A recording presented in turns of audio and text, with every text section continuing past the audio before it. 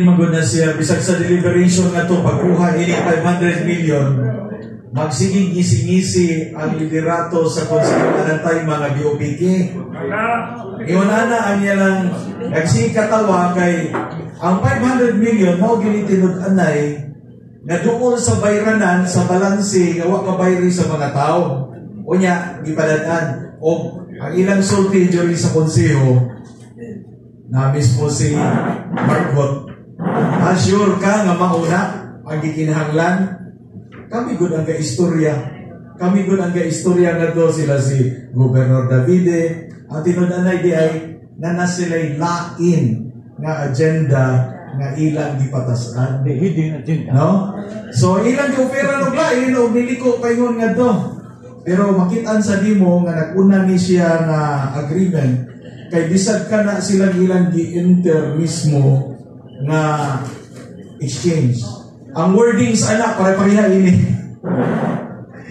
Ang wordings ana pare-pareha ini sa imo pa na siyang i-compare.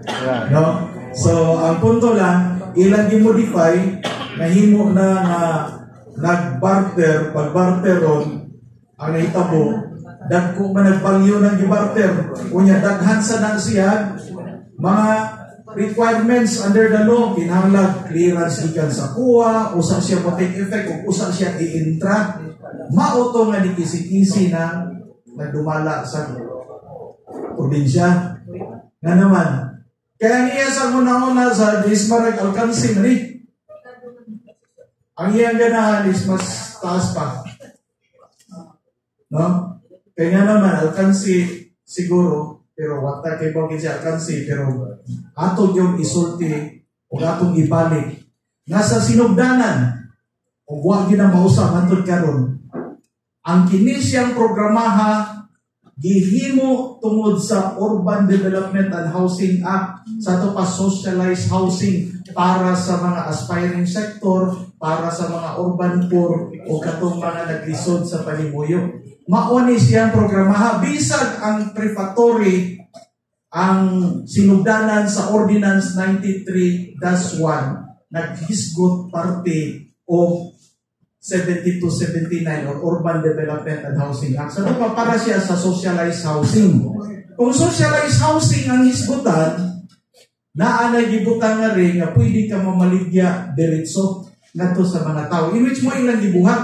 Pero socialized housing. O niya, ang socialized housing sa atong nahibawan, anang panahon na regular siya sa mga 300,000 muna socialized housing, balay o yuta na na. Karon na nasa mga 700,000 balay o yuta na na. No?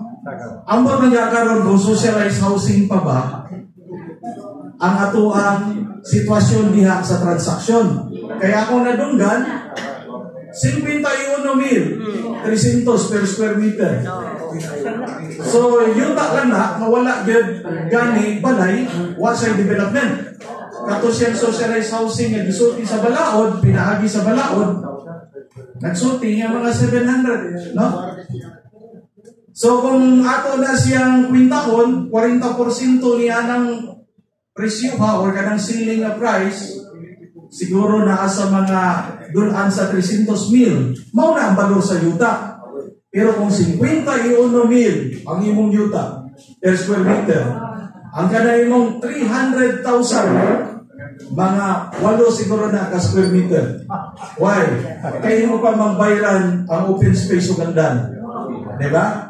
So, mao na bitaw magsulti gini si Mayor Mike nga kinahanglan kung kamo may nangintra ato, kamo may namalit, ang ECS nga tabangan mo o ikapo mo sa gobyerno, kung pila inyong bayaran tabangan sa syudad, mo nang iyang gigahinan o kwarta, pag sulti pa ni Mayor Mike anak, pagkuha niya sa kwarta, kaya gibutangan na nga ito nga ang halin sa SRP. Tiyaw mo anak, makahalin ka SRP? Ningon na ba itong tao na ba? Na ambot lang, makahalin ba kag SRP? Minsan ko na sa may krama. Sunod, nahalin man. Ambot lang. Kung mabayaran ba? Tanaw na ito, mabayaran ba? Sus, ganda ng cheque si Mayor Mike. Dito, gawara-wara sa cheque. Akong gipaabot ato, ambot lang, ma-encash ba? No? Actually, ang sunod, di na pwede gamiton. Doon ay kaso. Pero ang ordinansa mismo nagsulti na halin sa SRP. Therefore, ang ordinansa palandaan, ipabalik niya ang SRP kay halin ko sa SRP. Diba? Pero dili na lang taana kay wala naman sinabilin sa 18 billion. No? Nahurot man sa suyo. Ang punto na to, isingon ini, na ang ining proyekto ha, dugay na ni nasulbad, gitabangan mo, bisag karong adlaw, naa ang dokumento ini, naa ang 500 million. Nga naman, balaod ba na to?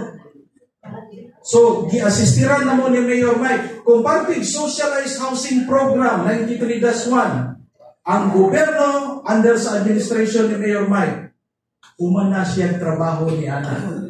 Kay sama sa lain-lain ng mga key shelter agencies, igor naman na sila mo finance. Pareha sa social housing, pag-ibig, pangandya, kwarta rin ipagawas, anak. Si Mayor Mike, way dagang istorya, ipagawas ang kwarta. Sa ito pa, humana na ta. Unya, di padayon pa manggit siya. Siya manggit hinoy na natubang para sa transaction in behalf ninyo. O nga to siya gipalit sa politika na hugaw.